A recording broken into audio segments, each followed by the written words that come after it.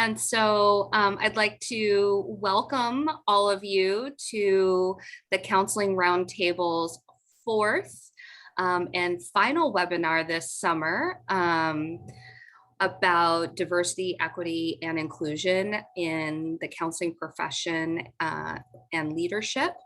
My name is Alyson Leatherman, and I'm a doctoral candidate at Oregon State University, and I am pleased to be the facilitator for our webinar today.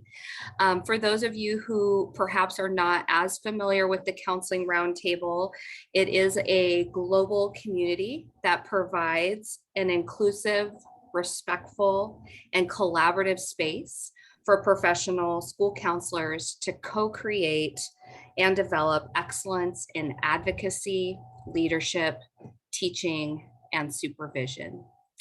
And today we are just so honored to have Dr. Sacco-Bene from the University of South Carolina with us to speak about her topic, Inclusion Means Inclusion, Disability in Leadership. And so Dr. Sacco-Bene is a clinical associate, I hope I got that right, professor in the clinical rehabilitation program at the University of South Carolina, as I mentioned. And she has served on the executive board of both the Florida Counseling Association and the American Rehabilitation Counseling Association. And we are just so thrilled to have you with us today and to hear more about your expertise with leadership, inclusion, and disability. So welcome. Well, thank you. I appreciate it, and welcome everyone. Yes, I'm Christine Sacco-Bene, and I'd like to start off by giving a little bit of a descriptor of me. I am a white cisgender woman. I identify as cisgender woman. My photo that you may have seen, I had colored hair, but since the pandemic had let it go, now all natural. I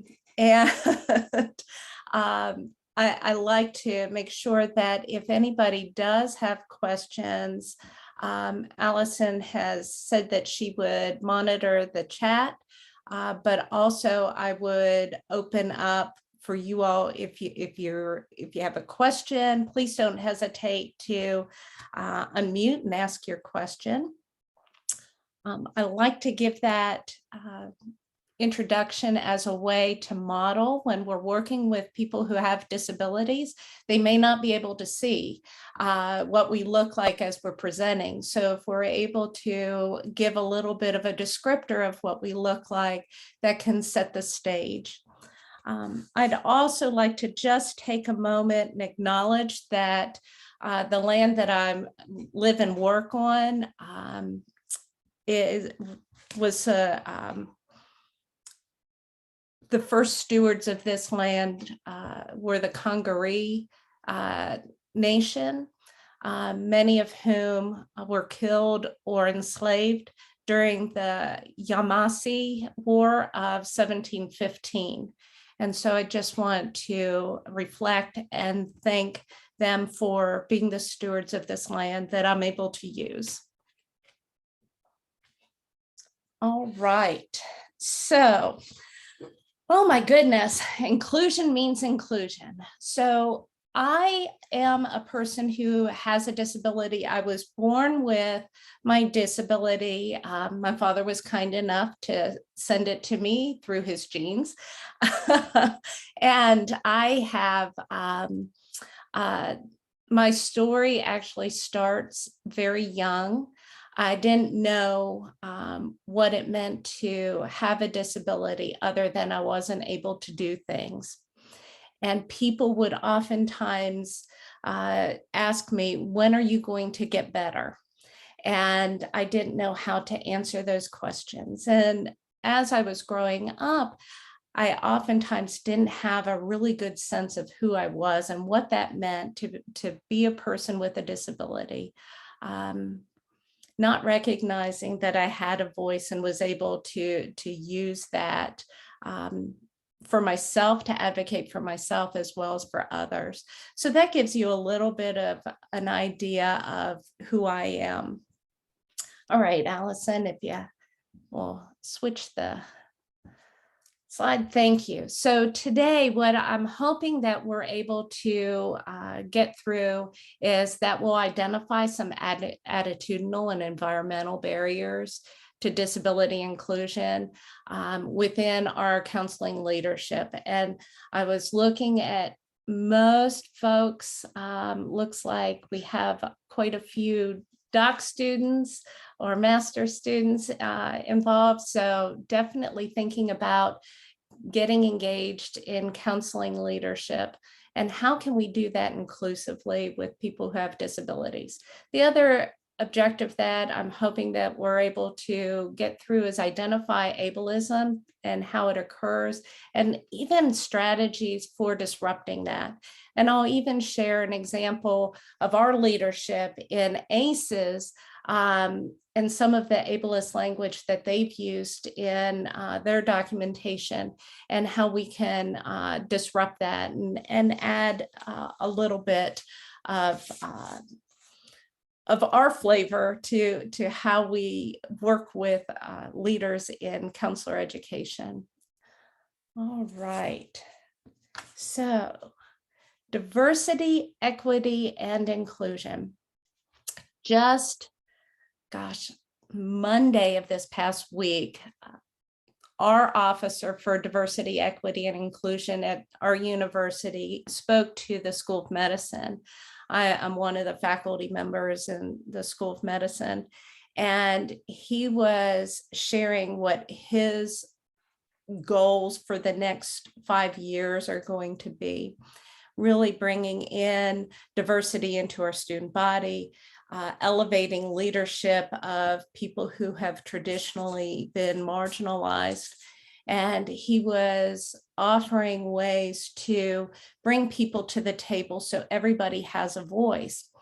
And as he was talking, I could almost envision this table. You probably have seen them on commercials, those tables that extend from one yard to the next, to the next, to the next community. And I could envision this table where people were coming together to share their voice of what it means to live their lived experience. But then I started to wonder, I wonder if the invitation was accessible to the table. I wonder if the table was accessible. Were there any spots where people who use wheelchairs could maneuver to the table? Were there ways for people who use white canes to be able to find the table? And so thinking in terms of diversity, equity, inclusion, we oftentimes focus on our areas of interest or the areas that we see getting a lot of attention, and rightly so, rightly so. But oftentimes what happens is we forget that each individual has the potential to have a disability at some time. We can be a woman and have a disability. We can be somebody who's part of the BIPOC community and have a disability. We can be part of the queer community and have a disability. So recognizing that disability shouldn't be a last thought, but really integrated into our work and how we're working with folks as we strive to bring more diversity, more equity, and more inclusion into leadership. So on this graphic, we have 4 segments. And again, I'm doing this as modeling to make sure that those with low vision also have an opportunity to know what is on the screen. There in the upper left-hand side is a person who uses a wheelchair for mobility. On the upper right hand is a person who may have a mental health or a cognitive disability. It's an outline of a head with the brain highlighted. Bottom right is a person with a white cane, and then on the bottom left are sign language hands. Thank you. All right. So language, oh my goodness. So when I got my start in disability work, and I'm going to start weaving in a little bit more of leadership at this point. My first counseling gig was as a peer counselor at a Center for Independent Living. And that it's okay to go to the person first. Thank you. We didn't work out which slides to hit. For whatever reason, I couldn't share my screen. So Alyson, thank you for your willingness to work with me.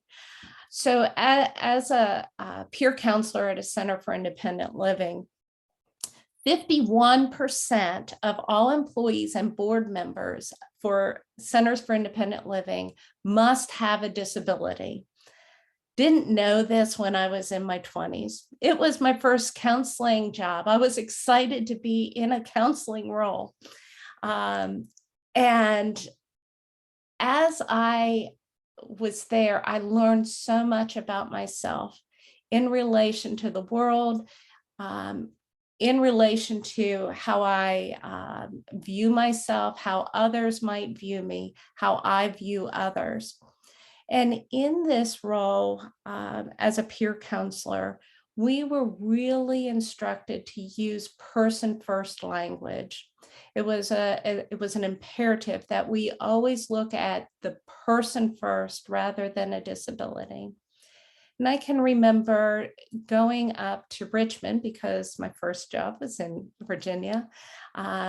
We were on a train going up to Richmond to advocate for disability rights at the state capitol. And on this train were me, 2 other counselors, and 40 people with disabilities. We did so much work in terms of helping people learn person-first language during that trip. And I thought, this is the way to go. We're always going to be looking at people first, and disabilities would be down the line. Well, many years later, and I won't tell you how many years later, we're starting to see people use disability first language. Much like folks in the LGBTQ plus community taking back the word queer, people with disabilities are taking back disability first language, not being ashamed of it, not feeling belittled because they have a disability, but rather very proud of who they are, and that's part of their identity. So when we're working in our leadership roles, when we're working in education, when we're working in supervision, when we're working collaboratively with other partners, we want to make sure that we're presenting and asking first, how do you like to be addressed? Person first or disability first? Some people still prefer the person first. Others are loud and proud about their disability, and we want to honor that. And I'll talk a little bit more about my time at Center for Independent Living, because that's really where I learned what it means to be an advocate. All right, Alyson. Before we transition to the next slide, I was curious, could you give examples of each, how you might, like asking someone person first or disability first, then what does that sound like? Sure, absolutely. Thank you. Thank you for asking that. So when we're talking about person first language, we would say the person who uses a wheelchair for mobility, the person who has schizophrenia, the person who has autism. When we're talking about disability first, it might be the autistic gentleman or the autistic individual who's with us, because people might identify very much first, and especially around the autism community, there is a lot of that disability first language. I'm a deaf person. I use sign language. I'm a deaf person. So thinking in terms of disability first, we want to make sure that it's where that person identifies, and not putting that label on them. Does that answer your question? Thank you. Yes, thank you for just providing that example. Sure. So medical, I'm going to offer two models of disability. There's lots of models of disability that we could have spent more than an hour and a half on, but there's two primary ones that we see in our world, in leadership in counseling, and leadership in higher education, and leadership in business, tends to really much align with the medical model. This is the model that we have really come to understand in society as the way we look at disability. So part of that social discourse is we're looking at medical conditions, and a person has problems that need to be addressed. I have a great example of this. There was this weekend, I had a girls' weekend, really excited to have a girls' weekend with some of my dear friends. And one of my friends was sharing a story of a woman that she works with who has a son whose arms did not grow. His hands were attached to his shoulders. And the family was saving money to help correct her child's problems of not having arms, making sure that that he is fixed as much as they could have him fixed. And so that's what the medical model is around. And we do this in leadership by saying things along the lines of, oh, I'm just going to pull names. I'm sorry, I don't see everybody, but oh, Amy can't do it because she can't make it up there. She's too tired all the time. So we're making excuses around a person's disability as being not a whole person, not being a fully functioning person. Rather, we're emphasizing a diagnosis and the limitations and functional incapacities that go along with that. And as a result, when we're doing that, we're not allowing that person to live their best life. We're always looking at them through a microscope, that they have to get better, they have to be cured. And when we're doing that, we're leaving a lot of people away from that table we were talking about earlier. All right, Alyson. Next one. So, social model. Now, this model is more of the way that my hope is that we can start moving towards. There's other models that are much more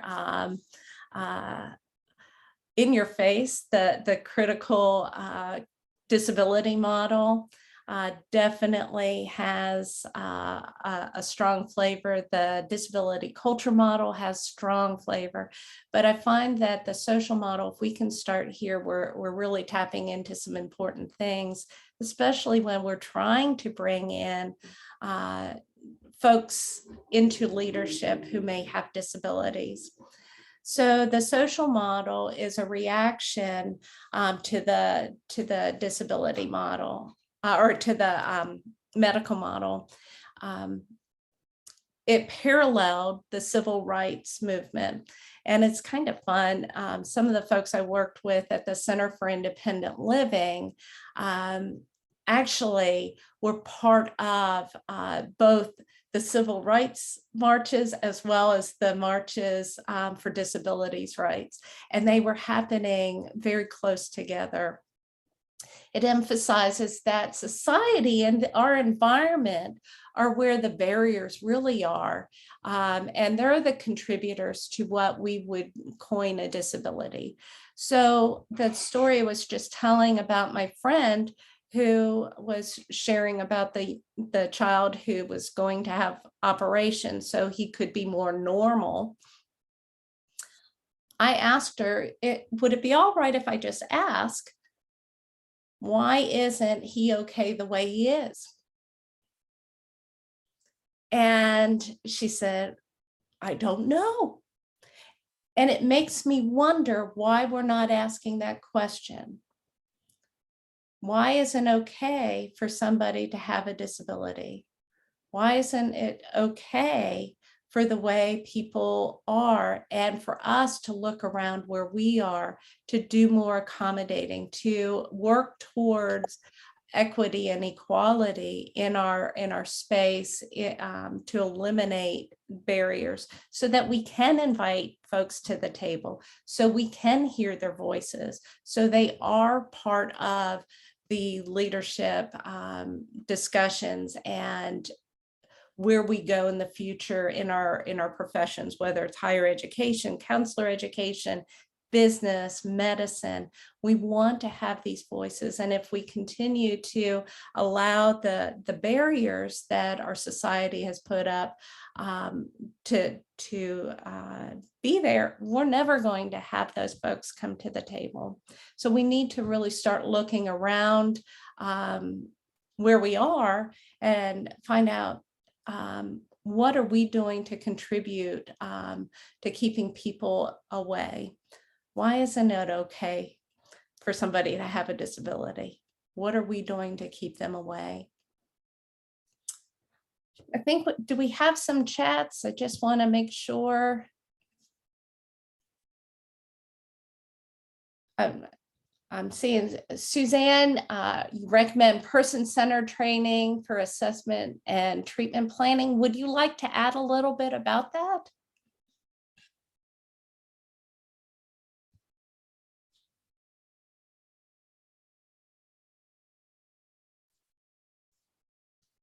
You're more than welcome to open up your mic and share. I want to make sure that I'm seeing what folks are adding to the chat, and I'd like this to be collaborative where we can all contribute. Oh, excellent. That's fine. Thank you. You're welcome to at any point. All right. So environmental and social and personal barriers. When we think in terms of leadership, we do an awful lot to try to bring our profession together. So I think about ACEs. So Alyson and I were talking before the session about ACEs conference or ACA conference. And for those folks who were able to go to either the ACA conference or the ACEs conference in Atlanta, I just want you to think for a moment. What does that conference look like? If you went to a conference in your area, what did the environment look like? When you had to go from one session to another session, was it on the same level? Did you have to go up an escalator? Did you have to go up steps? Did you have to use an elevator? Were there lots of people around?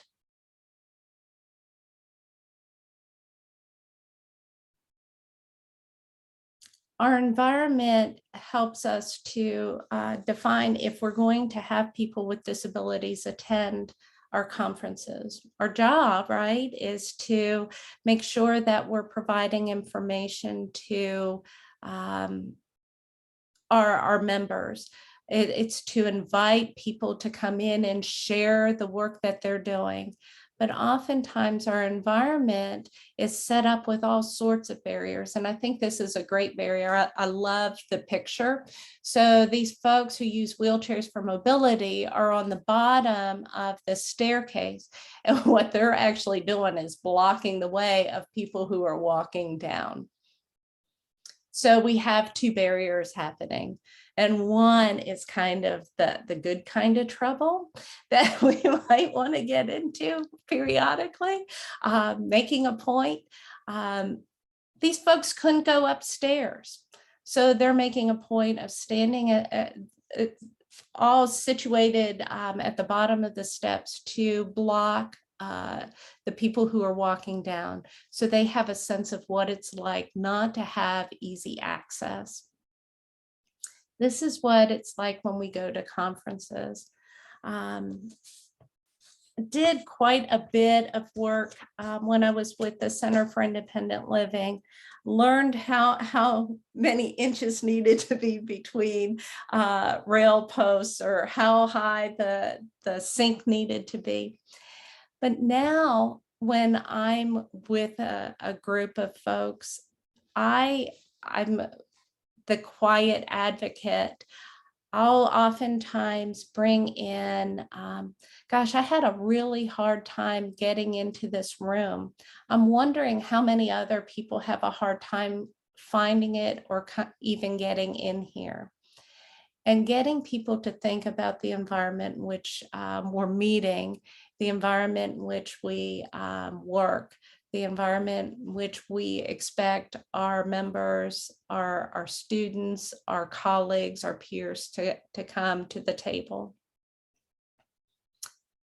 And there's also the social barriers. So thinking in terms of when we get together with people, where are we choosing to have meetings? Is it on a bus line? Or are there opportunities for people to find it easily? Are the directions clear? Are invitations accessible? Are we making sure that our social activities, we're actually facing people when we're talking to them? Are we inviting people with disabilities to be part of our organization? Are we asking them to come and offer feedback, being open to that feedback? So the barriers that we have are oftentimes because we're not open to those things. We're not thinking beyond what we're used to or what we do in an everyday situation. And we'll get to ableism here in a little bit, but we can see those barriers in our social being. And then there's the personal barriers. And those come deep inside, because oftentimes we're scrutinized as people with disabilities. We're not good enough. We need to be whole. We need to be cured. And we live that discourse as well. So people with disabilities oftentimes don't feel they're worthy of being leaders, that they're not good enough to be leaders. But we are, and we should be. And so sometimes inviting a person, gosh, I enjoyed what you did at work. I'm wondering, would you be willing to sit on this committee? Because I think you have an awful lot to offer. So making sure that we're tapping into those resources of people and not allowing the barriers to get in our way. All right. As promised, ableism. You don't need to do this, but I'm going to raise my hand. How many of us are ableists? I think oftentimes, thank you. I appreciate your honesty. We all do this because we live in our bubble and we don't even recognize that we're doing it. Ableism is a network of beliefs, processes, and practices that produce a particular kind of self and body that is projected as perfect, species typical, and therefore essential state of being human. Clearly, I left off the E there. But what that means is if you don't fit the mold, then you need to try to find a way to fit in. That's an ableist way of thinking. Rather, if we go back and think of that social model, what can we do as leaders, as counselor educators, as higher educators, as business owners, what can we do to make our environment, our meeting places, ourselves more accessible to people with disabilities? This is where universal design really comes in, and universal design would be appropriate for everyone. So think about when you go to the grocery store. What does the door do when you first get to the grocery store? It welcomes you by opening up wide. You go in, your hands are full of your bags or the cart or whatever. That's a universal design. If we could have all of our design in our communities, in our homes, in our stores, in our businesses, in our universities, universal design, imagine what that would feel like when that door welcomes you. When that counter where somebody is sitting welcomes you, and you don't have to lift your head up because you're a person of short stature, or you use a wheelchair for mobility. What if everything were to welcome you? And so as we think in terms of what it means for us to be leaders in our fields, what are we doing to welcome? What are we doing to open up? What are we doing to have universal design in our own lives, in our meetings, whether they're virtual or in person? What are we doing when we're inviting people? When we're talking with folks, are we slowing down so that people can process what we're saying? Not all disabilities are visible. There are invisible disabilities. We have people who have traumatic brain injury. We have people who have developmental disabilities. We have people who might have cardiac or pulmonary disorders that impact their ability to have long-term stamina for long meetings. What are we doing to open ourselves up? Look around where you are right now. So if I look around my home office, does it offer universal design? What could I do to open myself more to people with disabilities? So that's one of the things that we can start doing as we're trying to disrupt ableism, is finding out ways we can welcome more. What can we do more to open up? All right. Well, we can watch our language. Some common language that we've gotten used to. We can start watching our language. That's so lame. That's crazy. Stop being so psycho. Did you see that? That's insane. Oh my gosh, I was at that meeting. It was like the blind leading the blind. I talked and I talked and I talked, and it fell on deaf ears. These are things that we say on a regular basis that feed into this idea of ableism. Every time that we say something like that, we're contributing to discrimination, bias, prejudice. which is obviously the complete opposite of disrupting ableism. So I'm going to share, I was going to share it in a little bit, but I'll share it now. So in counselor education, ACEs several years ago put together supervision best practices. Really nice document. How many of you have had to read it for your supervision classes? Yes. How many of you probably had to write pieces about it, how you are living it? Well, in this document, it says, the supervisor promotes contextual sensitivity around factors such as race, ethnicity, gender, sexual orientation, socioeconomic status, privilege, ability status, family characteristics and dynamics, country of origin, language, historical processes, worldview, spirituality, and religion and values. I'm going to read that again. Calling your attention to ability status. When we're using that, disability isn't good enough.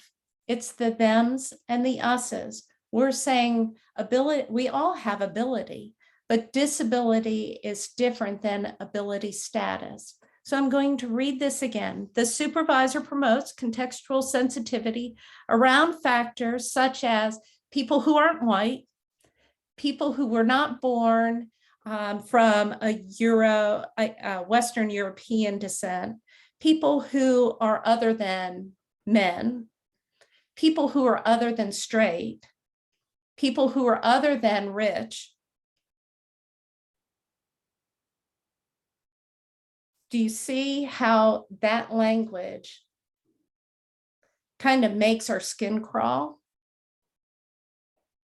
When we're doing that, we're emphasizing differences and saying where the privilege really is. So our own leaders, in trying to do what they thought was appropriate, were using demeaning language. The word differently able, though well-meaning, is not it's not a well-meaning word at all. In fact, it's pulling attention to the fact that people with disabilities don't have the same abilities as people without disabilities. The privilege is not, is noted when we're calling attention to differences. So I think that's an important piece that we, so what are some, calling disability a disability? Thank you, Sophia. So when we're working with people who have disability, we're calling people with disabilities just that. In fact, advocates and folks in the disability culture, Centers for Independent Living, and some of the other organizations that are designed by, led by, created by people with disabilities, prefer disability over working with differently abled or differing abilities. So I think that's an important piece. Thank you for your question. And if I didn't answer it fully, I want to make sure we get back to that. All right. Next slide, please. Thank you. So the other thing that we oftentimes see in our ableist world is this idea of inspiration porn. It was coined by the late Stella Young out of Australia. She's a spitfire. Oh my goodness, what an incredible person to bring such a strong voice to disability world. She said that I am not your inspiration. Just because I wake up in the morning and brush my teeth does not mean that I'm your inspiration to do great things in the world. We all wake up and we all brush our teeth. So this idea of inspiration porn refers to when we're objectifying people with disabilities in media or in leadership. I think of a great example of the medical model and how it was used. For those of you, probably everybody else, I can't see their picture, is very young, but Bob Dole, Senator Bob Dole was a gentleman who was injured during the war. And as a result of his injury, his hand was closed. And it was this idea of trying to make him look normal. They would put a pen in his hand. They were objectifying him as a person. He was not good enough, but gosh, we're going to find him inspiring because he was a vet and disabled, and he could do so many things. So we do this on a regular basis. Think about some of the posters we've seen. You might see people with prosthetics, and the inspiring note underneath is, you think you've had a bad day, trying to make you feel guilty for feeling poor or not giving it your best. Well, that person with a disability should not be your inspiration. And that's not why we want to bring people into our committees, into our higher education, into helping be change agents of our society.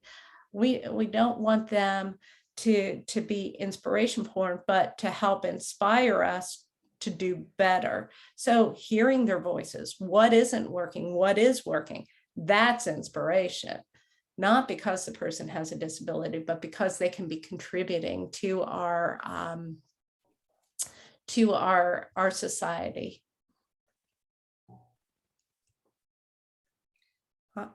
I see all these chats. Alyson, do you want to help me out here a little bit? Yeah, I was just going to mention before you continue, I did notice that one of our participants had a raised hand. So Thank you. Brett, I wanted to circle back to you.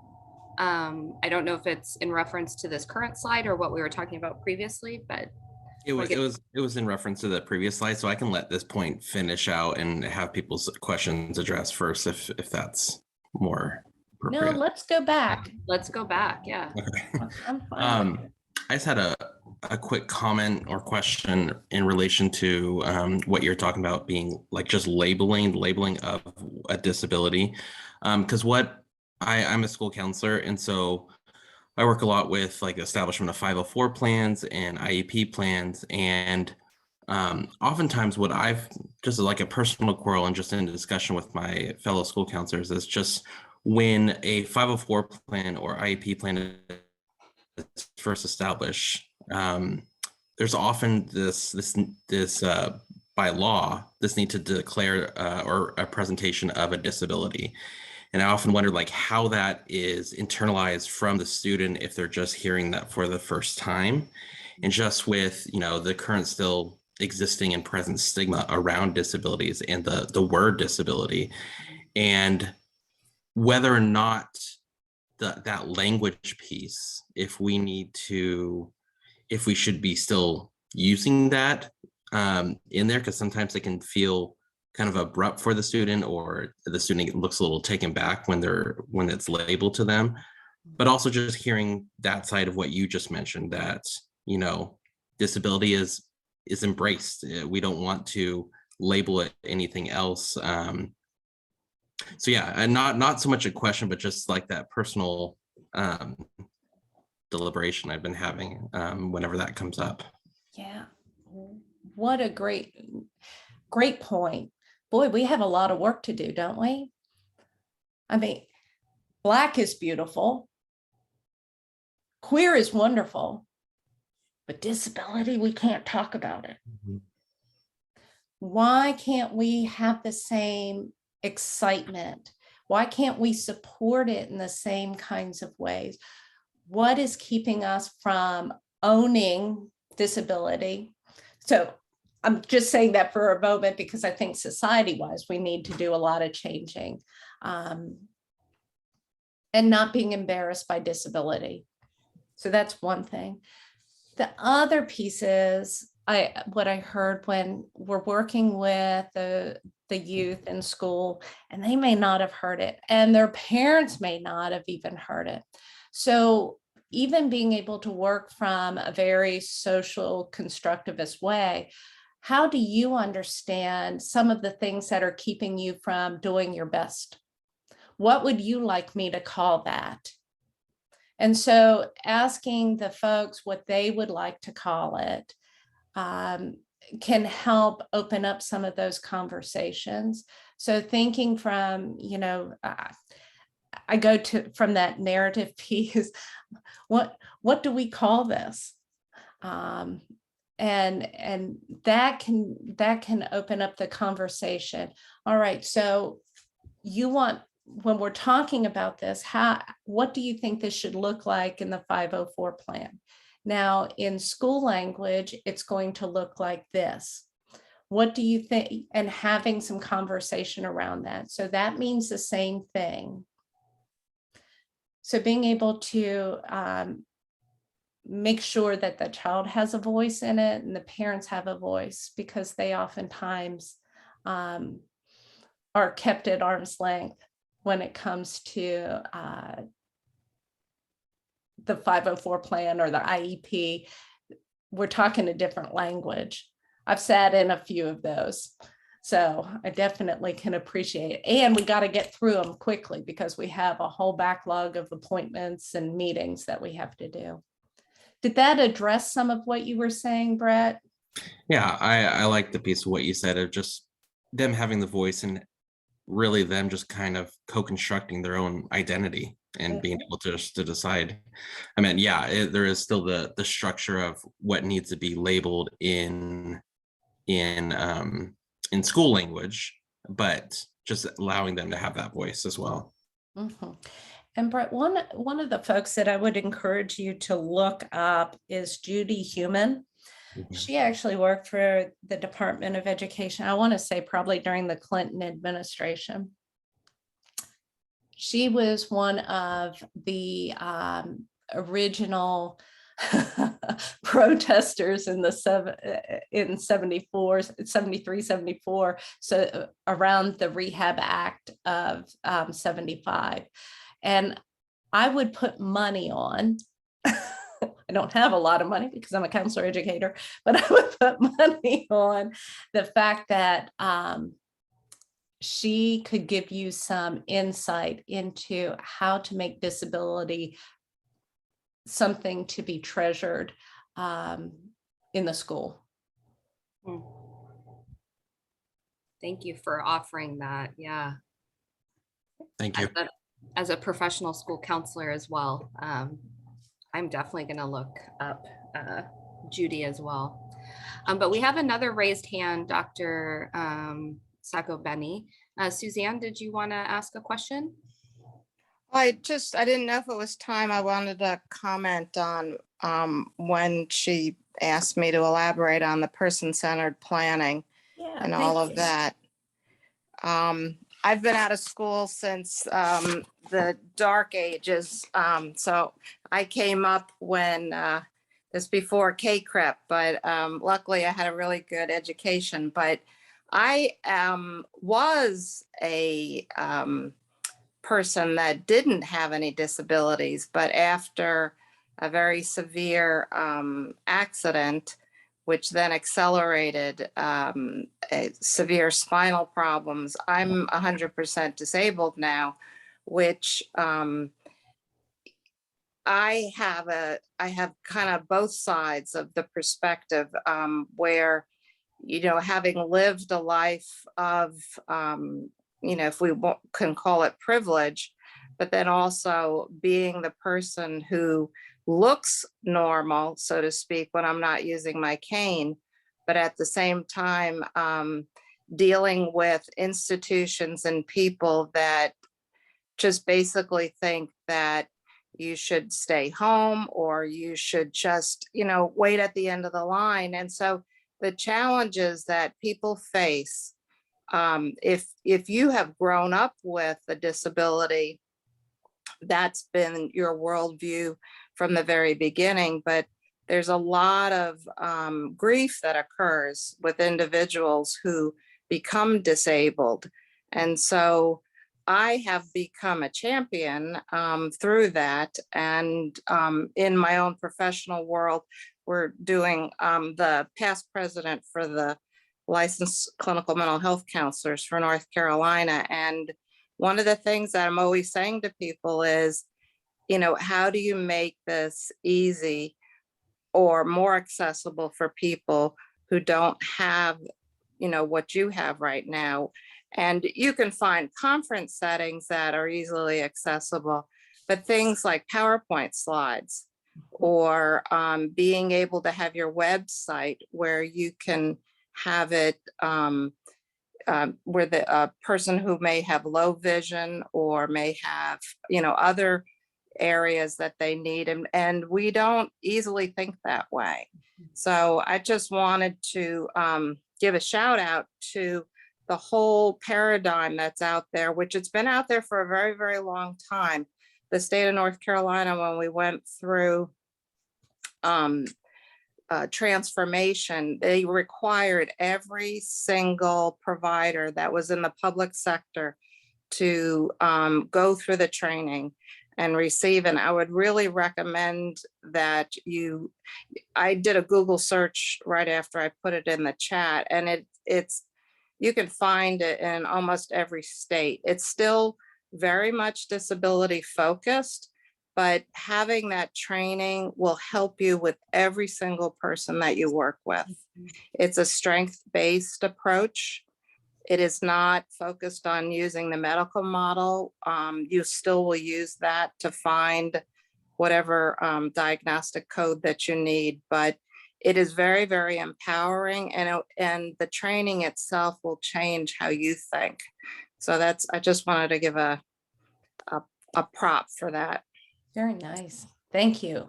Always good for plugs for good training. I appreciate that.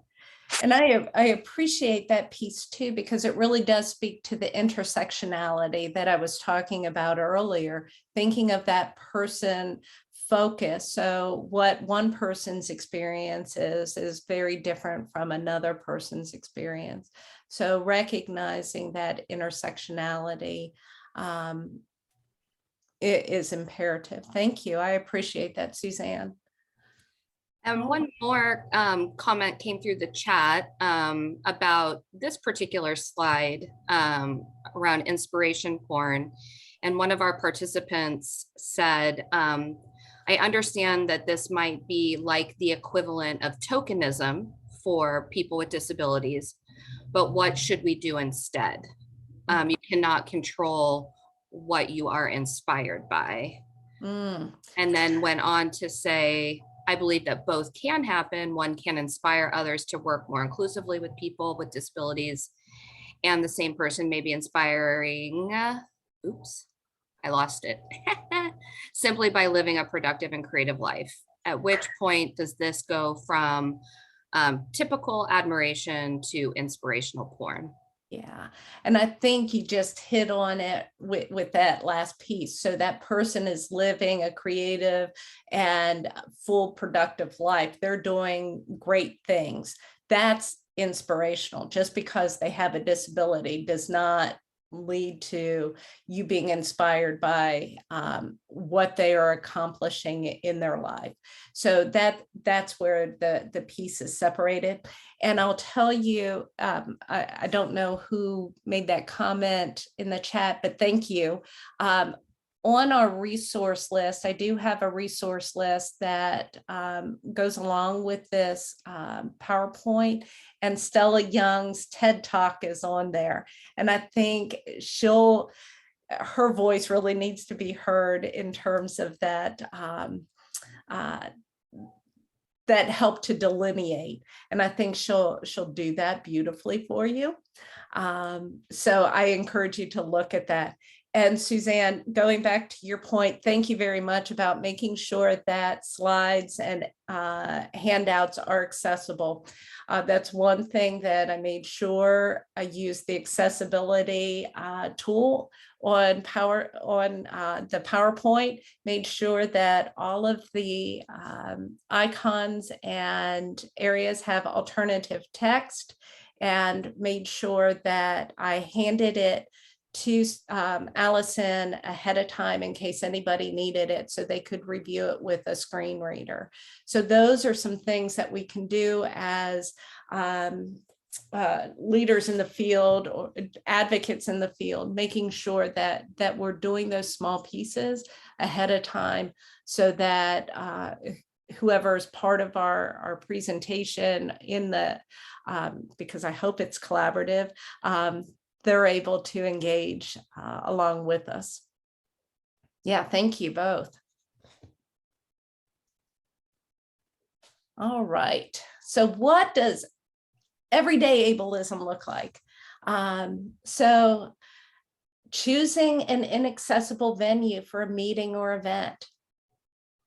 So that could be a virtual meeting or a meeting room. The last university I worked at, the higher administration always liked to meet in this one room. It was a fancy room, but the only way for people who had mobility impairments to get to it was in the service elevator. So imagine what that feels like, to have to go through the trash area and the kitchen and other places in order to get to your meeting. So making sure that it's an accessible area.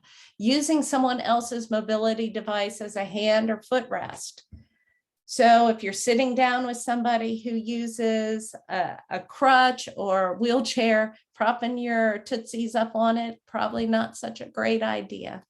Framing disability as either tragic or inspirational. Using a meeting platform that doesn't have captioning. Wearing scented products in a scent-free environment. That's one that we don't often think about, but strong scents can really impact people with pulmonary disorders. Talking to a person with a disability like they're a child, or talking about them instead of directly to them, speaking for them, or speaking to their sign language interpreter instead of to the person. Assuming the people need a visible disability to actually be disabled. And Suzanne, you and I are in the same boat there. Oftentimes, I've actually had somebody sass at me for pulling into the accessible parking spot because I was able to get out of my car and walk. Of course, I had to put on my braces first in order to do that, but that person had no idea that I did that. All right, next. So what can we do? This is why we're here, right?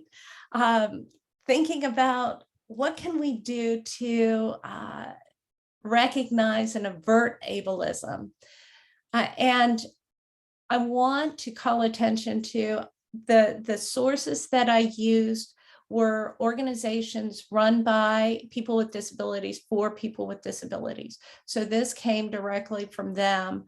And I want to really acknowledge that. So Access Living says, believe a person when they disclose that they have a disability. Don't accuse somebody for faking it. When I was just a child, and this kind of went into that self-esteem issues that I had early on. My gym teacher yelled at me, "You should be out there. I don't know why you're always sitting on the line. You don't have anything wrong with you." and really felt I was very much belittled at that point. But because I didn't have a disability that was visible, he thought I was faking it to get out of doing gym.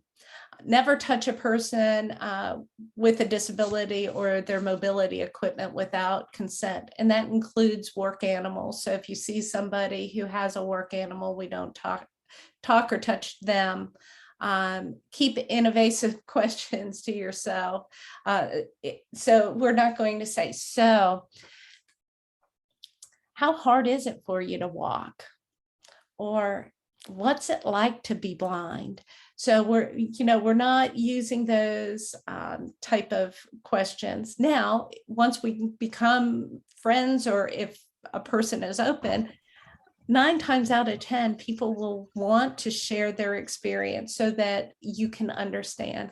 And 9 times out of 10, especially when it's a young child, they're excited for a child to ask them about their disability if it's in a very kind way. Because we want to normalize disability. It's not a bad thing. We shouldn't say we're bad or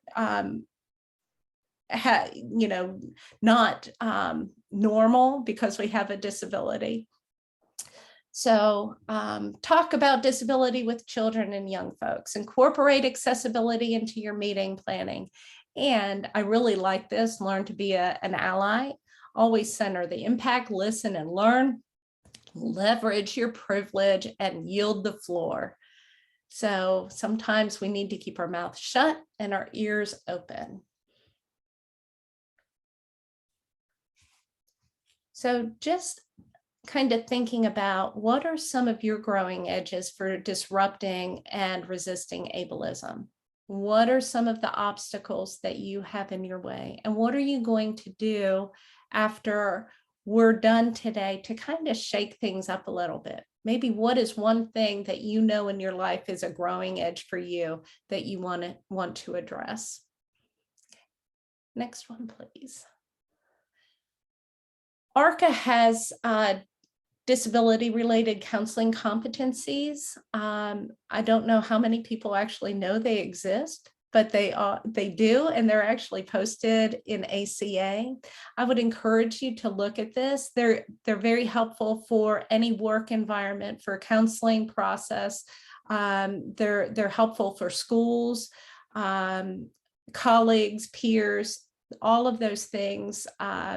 When we have some questions, they offer some just basic information of how to work and support and advocate with and for people who have disabilities. And I think the next one is the big one. Yes. Nothing about us without us. And I think if we keep this message as leaders, as counselor educators, as educators in higher education, as business owners, as school counselors, as school administrators, if we want to make change, we should invite the people who can help us make that change. So invite people with disabilities if we're trying to address barriers related to disabilities. Nothing about us without us.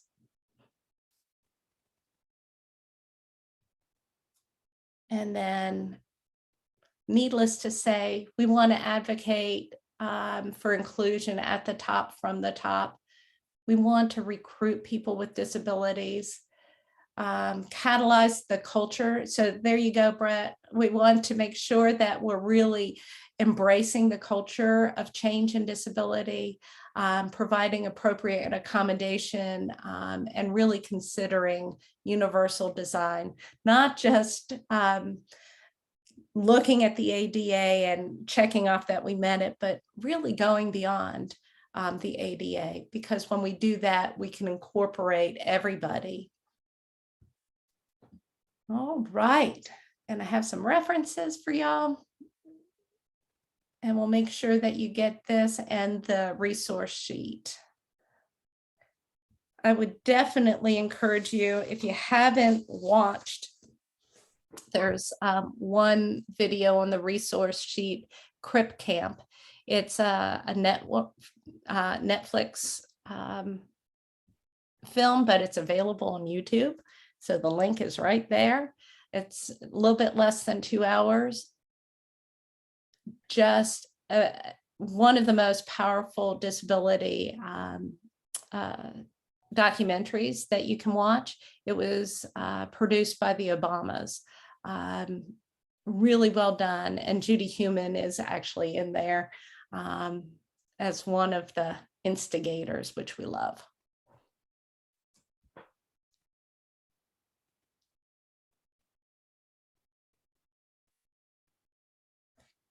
All right.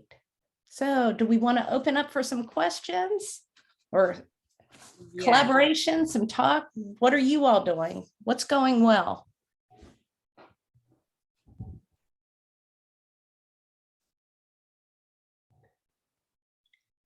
Well, as folks are possibly contemplating and reflecting, I just want to say, you know, in this moment, just how appreciative we are of your passion and how accessible you have made this topic for us. So many thought-provoking questions throughout our time today around how we think about disability and how we think about inclusion. So just on behalf of everyone in our webinar today, I just want to thank you for the information and the inspiration to think inclusively, perhaps in ways that we don't always think. So thank you so much for sharing. Thank you. I can honestly say my time at Center for Independent Living was really how I had come to understand myself, learn to be an advocate from people with disabilities, listening to them, really listening and learning. Yeah. And Amy, I see your hand is raised. Yeah, I don't have a question specifically, but I'm a CRC and I did my degree in rehabilitation counseling. Yeah, so I was really excited when I saw this talk.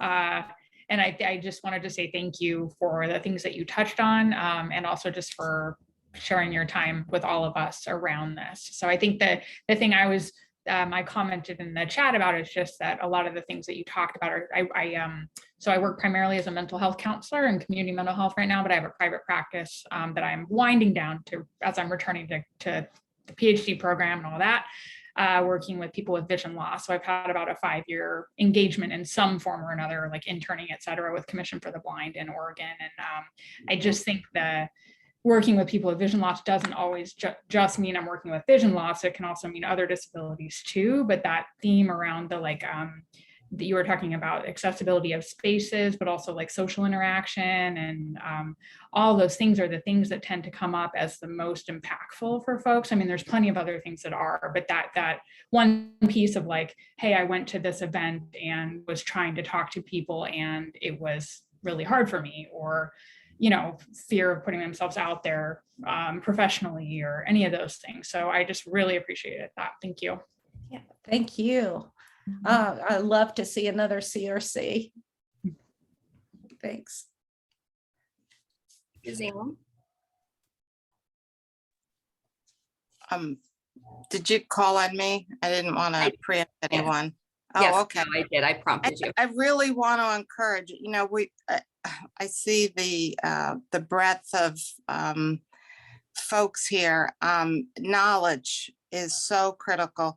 And one of the things that I've seen over the years is we have a tendency to outsource what we think we should be doing to different people, like the occupational therapist or the social worker or this, that, or another thing. I put in the chat the disability rights. It's, I think every state has one. If you don't know about some of these systems that can work on behalf of the people, the knowledge, I myself I worked, I don't want to mention the employer, it's the largest employer in the United States, but I myself came across difficulties as a person with disabilities, just getting my accommodations, even though I had reams of paperwork, filled out every single form that they asked for.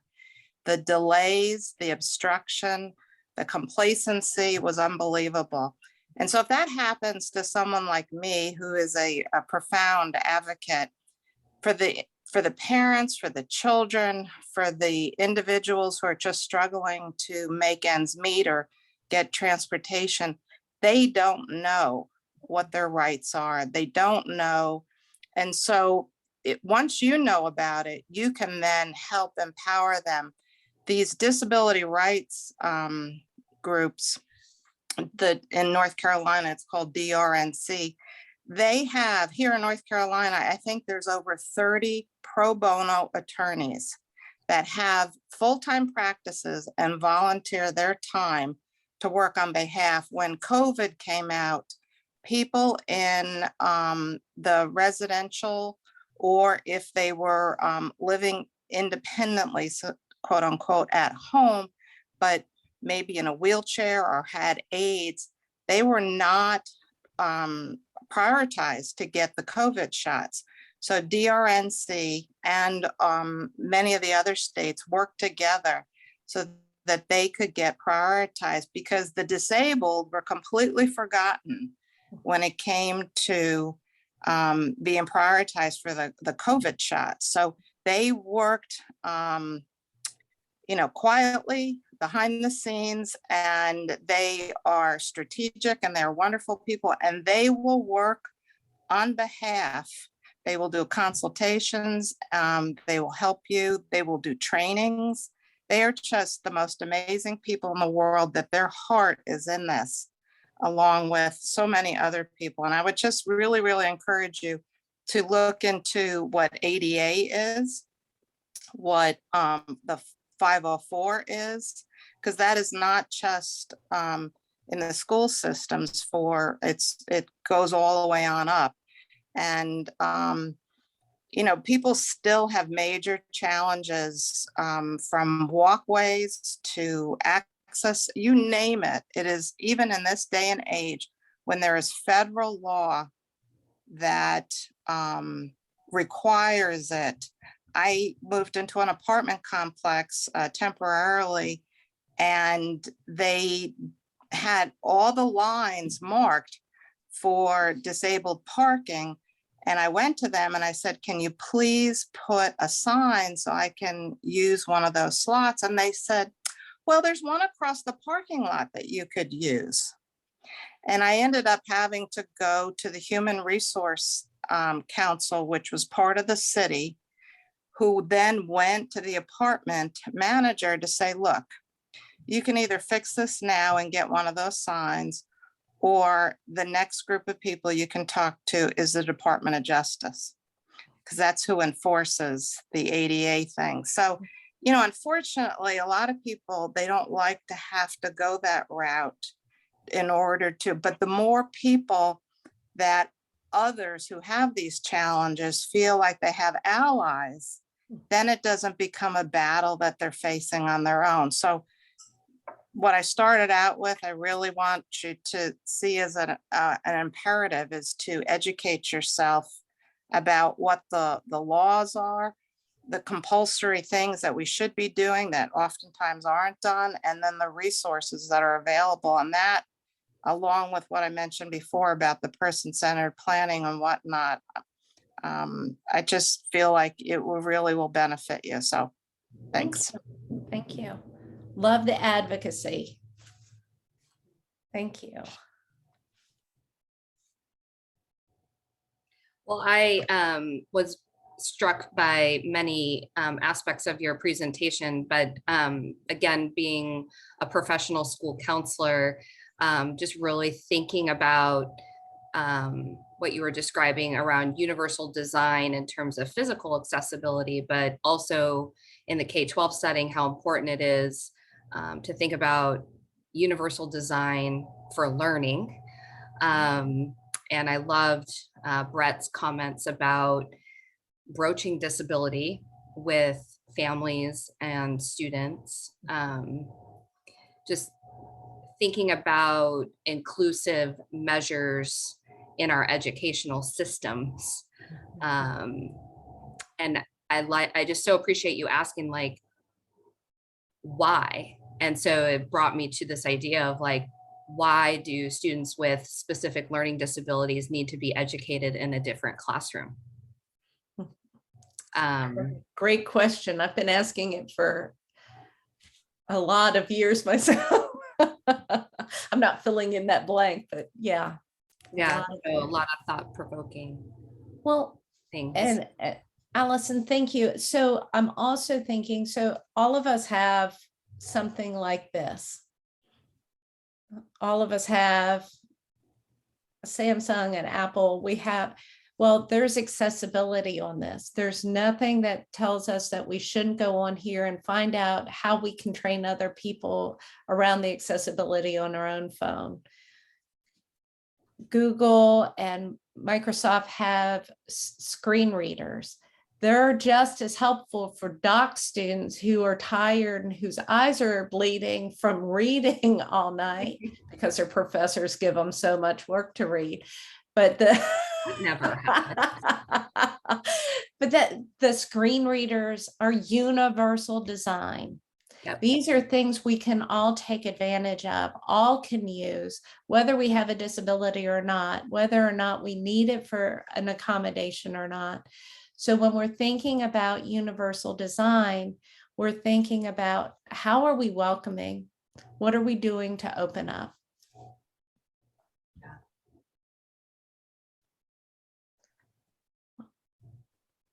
Thank you all so much for attending. Any last questions or thoughts? Because you all have some great things that you've contributed. Thank you. I have one more quick question, and it goes to the words that, you know, we should start phasing out of our language. And I often find this come up just in conversation with like the counseling center and you know, administrative members, and maybe not part of the counseling team, but for instance, I just heard a couple months ago someone say, "Oh, we can't use the word spaz anymore, so we should stop saying that." And it's always an approach from not really the empathic stance, and more of the Privileged. the privilege and the fact that we have to change our behavior, and that it's a difficulty on our part of the privileged part. And that's with every single word that like people come to recognize, and we realize that we need to start changing and adjusting our language. And so I'm curious, within your experience, just what might be some best practices on how to approach that subject, so it's not always seen as something that, you know, oh my gosh, it's another thing that we have to do, and it's a deficit, or, you know. Mm-hmm. Great question. Great pondering. For me, Brett, in the way that I do things, and it's not the way everybody does things. Some people are advocates, some are activists. I tend to be a modeler. So I try to model. So growing up in the South most of my life, so please forgive my language for a moment, but we oftentimes say that's bat blank crazy when we're talking about things that are just really out of there. So there are times that I'll say that those Southernisms will come in to my mind, and I'll say, oh, I just had a Southernism, and I'm glad I caught it because it's not appropriate. And I'll put it out there. I won't say what it was, but I'll put it out there. So what I'm saying is, boy, this really caught me off guard, or I feel a little unbalanced when they're feeling that way, rather than calling them crazy and making them feel that way. I'm owning how I'm feeling around it. So I try to model that. I try to model language that's a little bit more appropriate, not even appropriate, less ableist. So I try to model it. I fail often, but I call myself on my failings, making sure that I own them.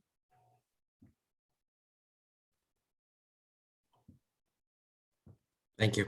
You're welcome. I'm not sure that I helped you. That's what I do. No, I mean, modeling is good. I mean, there's even times, to be transparent where, something that I was not previously within my consciousness that comes into my consciousness, and it's like a moment of that rejection, like, oh wait, what's wrong about what I've been saying? And so then it's like that period of like pondering and reflecting and like, yeah, yep, that makes sense.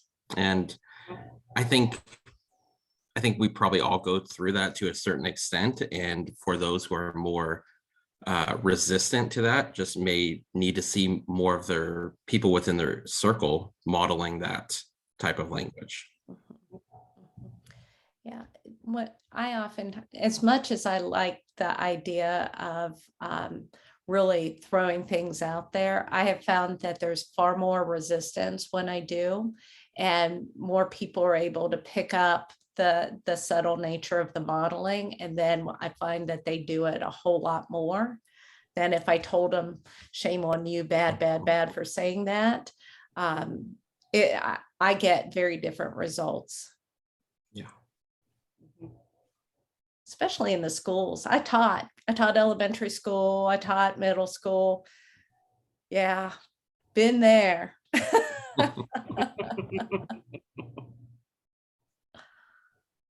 Any others? Thank you.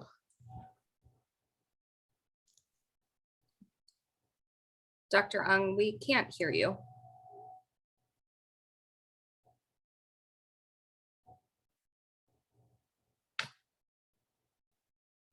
Can see that you're talking, but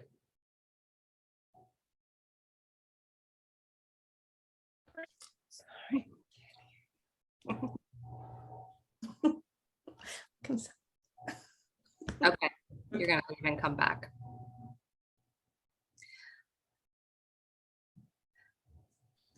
Well, we'll maybe wait for Dr. Ung to return for those who might want to hear his question.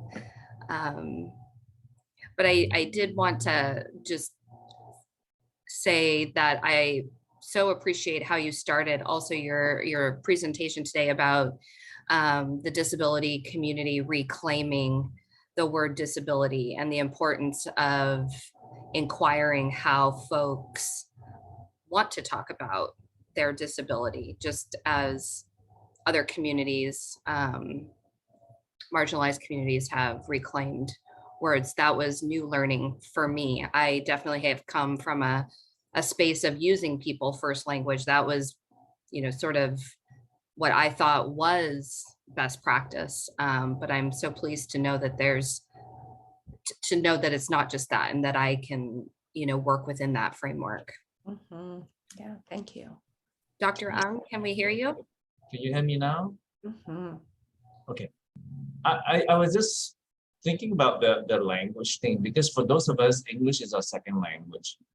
And if we have not learned a lot of the language in this setting, right? Because language is very context specific.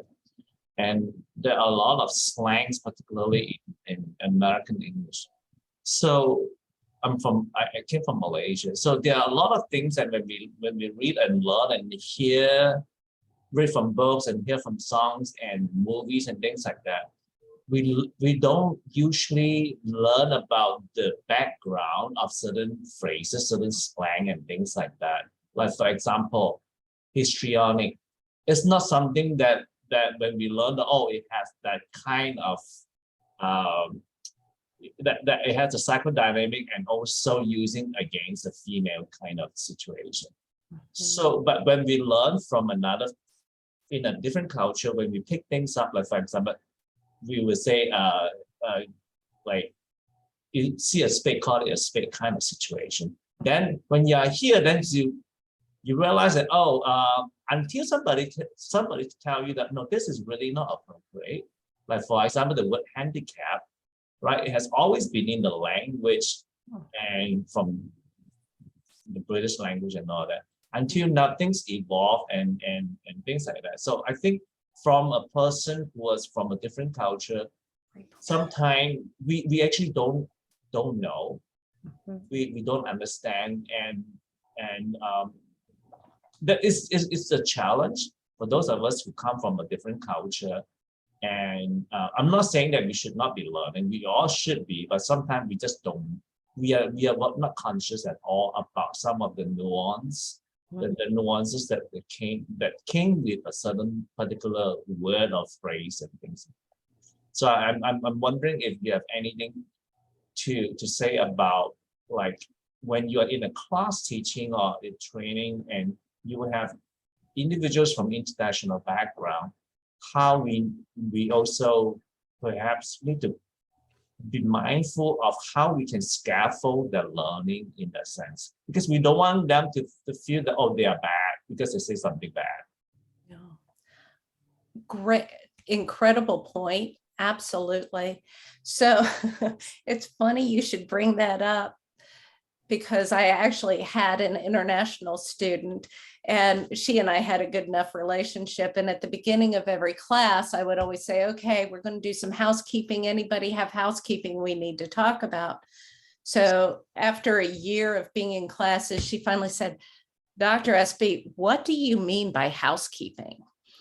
And so I had to back up a little bit and understand, well, this bridging the language of the international student, I had to kind of stop and think about how I engage. So one of the things that I do at the beginning of every class, and it's in my syllabus, is if I say something that you don't quite understand, or if I say something incorrectly, please approach me. I open that up as part of my decolonizing, me opening up in my syllabus. I try to make sure that I invite people to question. So if they hear something, they're certainly welcome to do that. I try in earnest to make a safe place for that kind of learning community question in the classroom. And I'm thinking now that might also have to be part of what I start off with when I describe myself.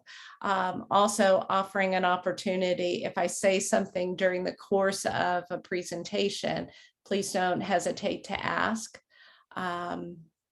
So I think that's one thing. The other is how we approach people. If we approach and say, oh, you're wrong for saying handicap, we don't say that. That's very different than, I heard you say handicap earlier today.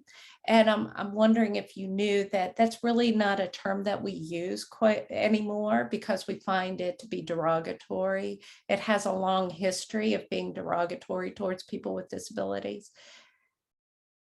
It's a very different way of approaching somebody. So I think that the stance that I take, I'm not the in-your-face activist.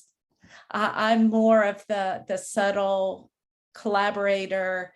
I don't want a person to be embarrassed, so I talk to them individually. That's how I do it. I think finding what works for you in a way that is respectful to the other person who would be receiving the message is probably the best way of delivering that. Yeah. Great point. We learn language. My daughter's godmother is Colombian.